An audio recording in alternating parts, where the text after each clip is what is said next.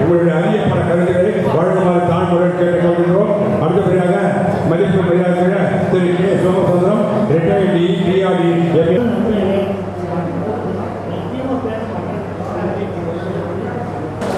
சுருக்கமாக சொல்லி தன்னுடைய உரையை முடித்துக்கொண்ட அதிகாரிக்கு நம்முடைய நன்றியை தெரிவித்துக் கொள்கின்றோம். அடுத்தபடியாக ஓய்வு பெற்ற தொழிலாளர்களின் சார்பாக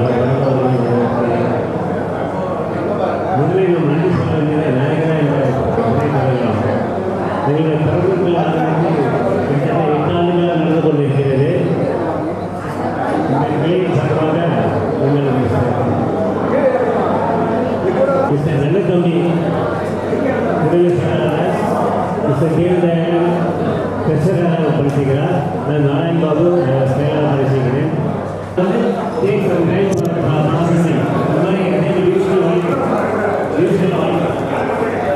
வருகை புரிந்திருக்கின்ற ஓய்வு பெற்ற தோழர்கள் தயவு செய்து அமைதி காத்து ஆங்காங்கே அமருமாறு அன்புடன் கேட்டுக்கொள்கிறோம்.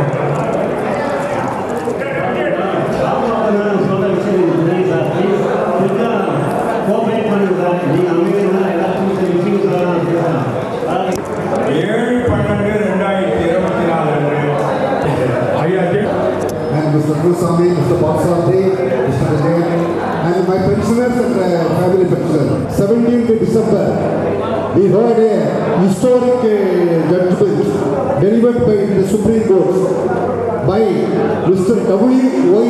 Chandrachud, the then Chief Justice of India. That because and we are proud to be a pensioner.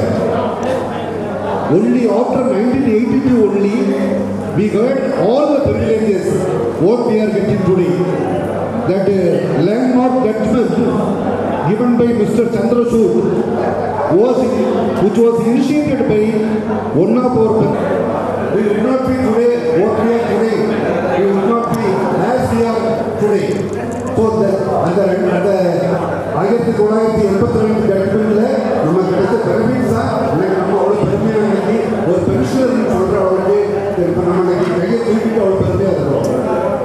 உலகத்தில் இந்தியாவில் 60 வயசுக்கு மேற்பட்டவங்களை பார்த்தீங்கன்னா பென்ஷனர்கள் தவிர வேற யாருமே சந்தோஷமாக கிடையாது.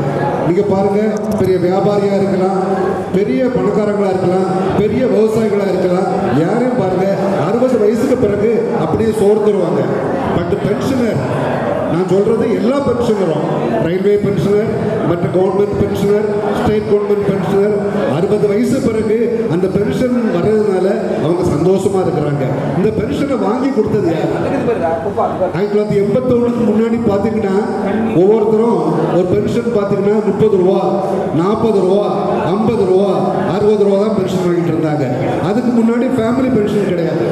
கணவன் இறந்து போனார்னா அது பிறகு அந்த மனைவிக்கு பென்ஷன் கிடையாது.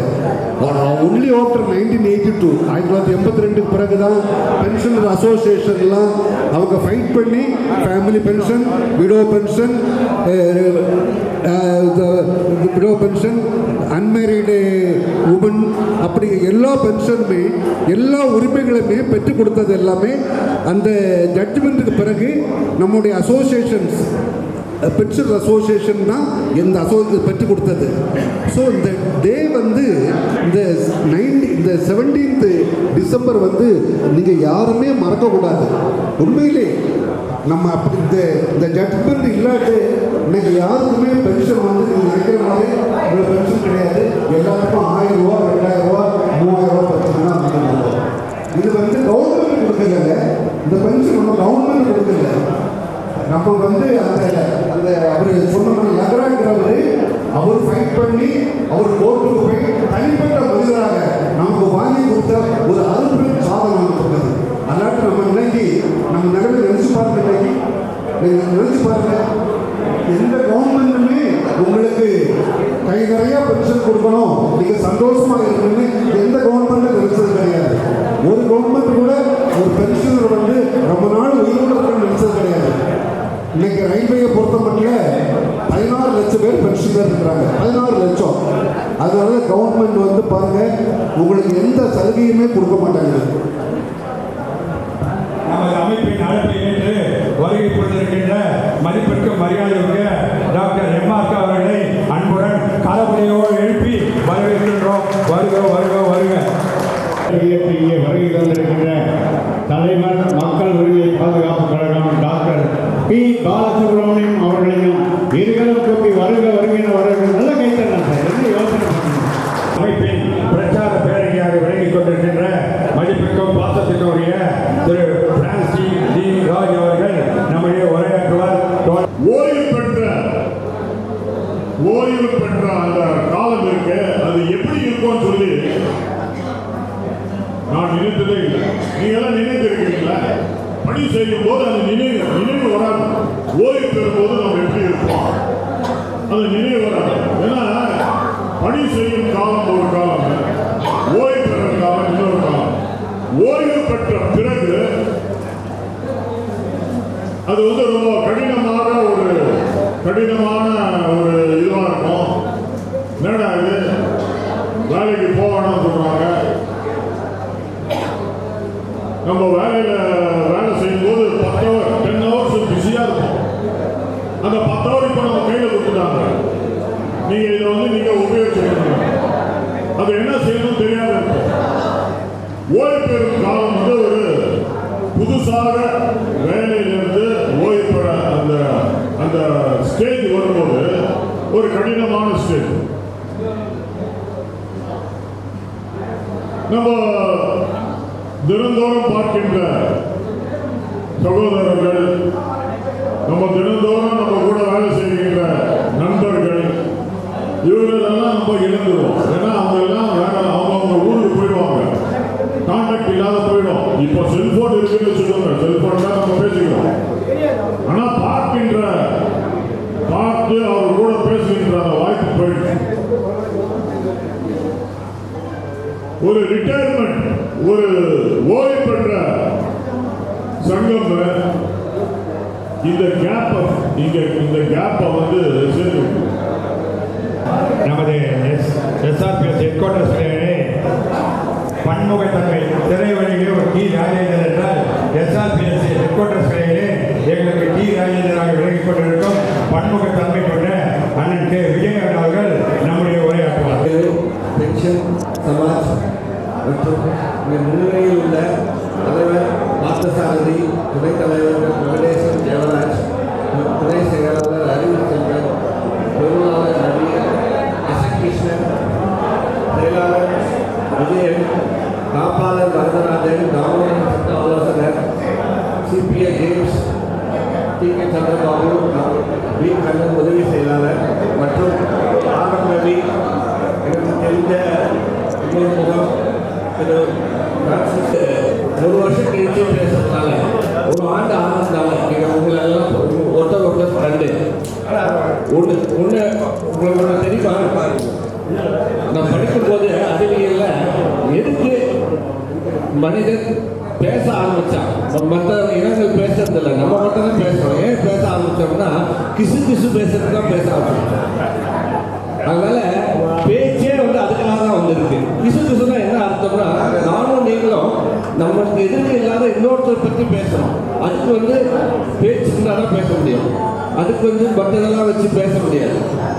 இப்போ நானும் திரு எஸ்.என். கிருஷ்ணனும் வேற இங்கே இல்லாதவர் ஒருத்தரை பற்றி என்னோட வீட்டில் இருக்கவங்க அவர் வீட்டில் இருக்கவங்க பற்றி நான் பேசுகிறேன்னா நான் கட்டாயம் வந்து பேச்சு அது கை செய்கையிலையோ இல்லையோ என்னால் சொல்ல முடியாது. அதனால் ஒருத்தர் பார்த்தா பேச்சு அவசியம் உண்டு. சமீபத்தில் உள்ள பல பத்திரிகை இல்லை வர சில செய்திகள் கண்டு எனக்கு மனசு ரொம்ப கஷ்டமாக இருக்குது.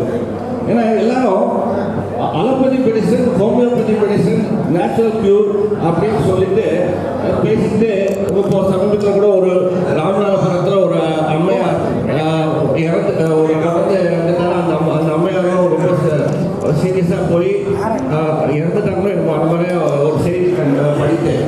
அந்த மாதிரி இருக்கிறது பற்றி எனக்கு ரொம்ப உங்ககிட்ட சொல்லி நீங்களும் உங்களோட சந்ததிகள் அனைவருக்கும் சொல்லணும்னு நான் விரும்பப்படுறேன். வாழ்க்கையில எல்லாமே பரிமாண வளர்ச்சி உண்டு.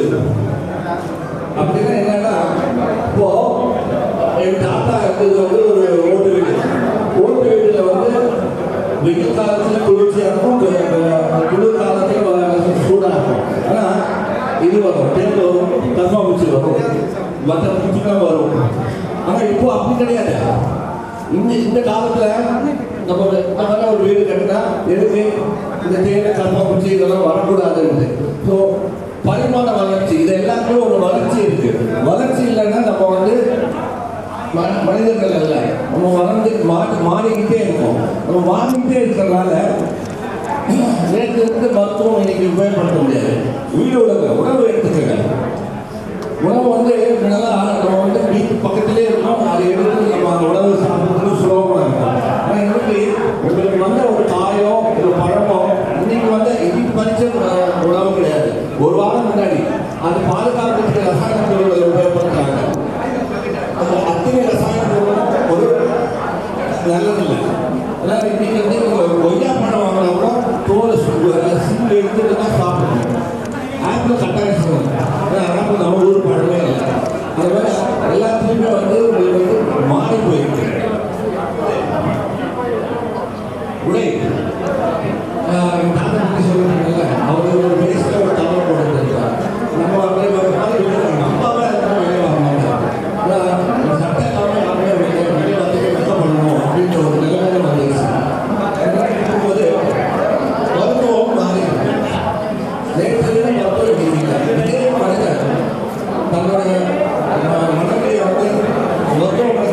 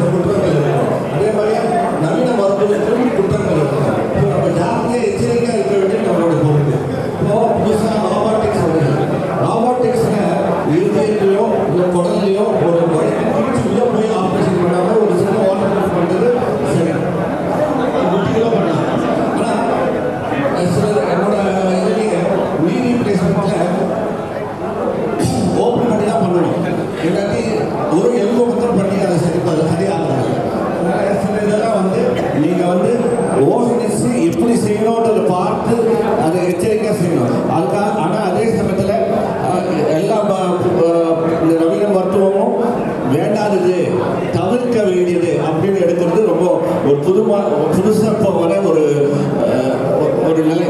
நிலைப்பாடு எனக்கு பார்க்கறதுக்கு ரொம்ப மனசு கஷ்டமாக இருக்குது. அதை பற்றி முதல்ல நம்மகிட்ட சொல்லணும்னு நினைச்சேன். இன்னொன்று, நம்மளுக்கு வந்து வயசாகும்போது அனைவருக்கும் வரக்கூடியது நீரிழிவு, சர்க்கரை நோய், உயர் ரத்த அழுத்தம். இது ரெண்டுமே இன்றைய வாழ்க்கை நிலையினால வருகிறது. நம்ம வாழ்க்கையில் சில விஷயங்கள் வந்து கடைபிடிக்கணும். ரத்த கொதிப்பு குறைக்கிறதுக்கு உப்பு கம்மியாக சாப்பிடணும். எந்தெந்த பொருள் உப்பு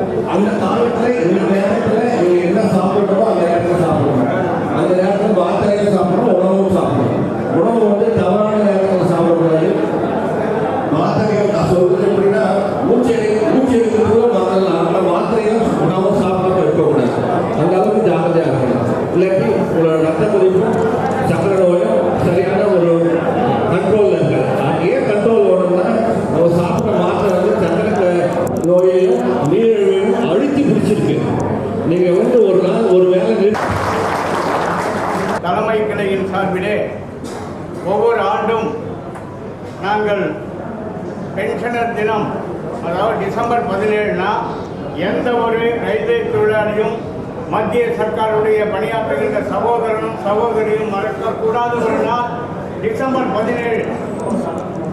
எல்லாம் நம்மெல்லாம் வந்து பென்ஷன் இல்லாமல் இருக்கிறதுக்காக தான் அரசு பென்ஷன் தருகிறது என்பதை நீங்கள் உணர்ந்து கொள்ள வேண்டும். ஏன்னா நீங்கள்லாம் இல்லாமல் நாங்கள் இல்லை. இந்த பதவிகளெல்லாம் ஒரு பெரிய பதவி இல்லை. உங்களுக்கு நாங்கள் அன்றாடம் செய்கின்றோமே அந்த சேவை தான் மிக முக்கியமான சேவை. குறிப்பாக இந்த அமைப்பின் சார்பிலே விதவை பெண்களுக்கு குடும்ப ஓய்வூதியம் பெற்று தந்திருக்கின்றோம். அது மட்டுமல்ல, விவாகரத்தான பெண் இருந்தால் அவர்களுக்கும் குடும்ப ஓய்வூதியம் பெற்று தந்திருக்கின்றோம். பிசிக்கலி டேலண்ட் பர்சன் மாற்றுத்திறனாளிகளுக்கு கூட அண்மையிலே சாந்தகுமார் என்கின்ற ஒரு சகோதரனுக்கு 5 லட்சம் ரூபாய் 5,80,000 அரியர் தொகையோடு மாதம் 15 ரூபாய் பெற்று தந்தோம். 2 காலம் இல்லாத சகோதரனுக்கு. இதெல்லாம் இந்த அமைப்பினுடைய சாதனைகள். கிட்டத்தட்ட யுஎம்ஐடி கார்டு என்கின்ற அந்த மெடிக்கல் கார்டிலே 1500 குளறுபடிகள் இருந்தது. அந்த குளறுபடிகளை எல்லாம் நிவர்த்தி செய்து தந்திருக்கின்றோம் என்று சொன்னால், நீங்கள் எல்லாம் இன்றும் என்றும் எங்களோடு பயணித்துக் கொண்டிருக்கின்றீர்களே, அதுதான் எங்களுக்கு கிடைத்த ஒரு மகிழ்ச்சியான செய்தி என்பதை இந்த நேரத்திலே தெரிவித்துக் கொள்கிறோம். பல்வேறு இடங்களிலிருந்து வருகை தந்திருக்கின்றீர்கள். காட்பாடி, ஜோலார்பேட்டை, தாம்பரம், செங்கல்பட்டு, இப்படி பல்வேறு பகுதி, சென்னையை சுற்றியுள்ள அனைத்து பகுதியிலும் வந்திருக்கின்றீர்கள். ஒர்க் ஷாப்பிலிருந்து வந்திருக்கீங்க. உங்களுடைய அதுக்காக இந்த 4 கிளைகள் சிறப்பாக இயங்கிக் கொண்டிருக்கின்றது. திங்கள், புதன், வெள்ளி ஆகிய 3 தினங்களிலே என்னுடைய அன்பு சகோதரர்கள் சகோதரிகள் ஓய்வு பெற்றவர்கள் எந்த நிலையிலும் பாதிக்கப்படாது என்று சொல்லி எந்த ஒரு பிரச்சனையானாலும் உரிய அதிகாரிகளிடம் எடுத்து செல்லும் பொழுது உண்மையிலேயே எங்களுடைய சென்னை கோட்ட அதிகாரிகள் தலைமைகளுடைய அத்தனை அதிகாரிகளுக்கும் நெஞ்சார்ந்த நன்றியை இந்த பென்ஷனர் தினத்திலே சதர்ன் ரயில்வே பென்ஷனர் சமாஜ் அமைப்பின் சார்பிலே தலைமை கிளையின் செயலாளரின் நம்முடைய தெரிவித்துக் கொள்வதிலே பெருமிதம் கொள்கிறேன்.